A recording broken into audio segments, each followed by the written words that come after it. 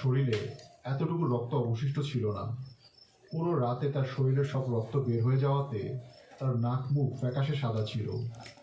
হালিমাকে পরের দিন যারা ওখানে মৃত পায় তারা থানা পুলিশের ভয়ে কাউকে কিছু না জানিয়ে ওখানেই ওভাবেই মাটি চাপা দিয়ে রাখে। আর এরপরে যারা ওই মাঠে আড্ডা দিত, নেশা করত, তারা একে একে অপঘাতে মারা যেত। মাঠের ধারে কাছে সন্ধ্যার পরে কেউ যেত না। এরপর অনেক বছর ওই মাঠের কাছে কেউ না যাওয়াতে গাছগাছালি আর আগাছে ভরে ওঠে মাঠ। আর ওই জমিটি পরিত্যক্ত হয়ে পড়ে থাকে। এর অনেক বছর পর মিয়াবাড়ির সোলাইমান মিয়া সেই জমি কিনে তার বউ সরবানোর জন্য পুকুর কাটে, যার নিচে থেকে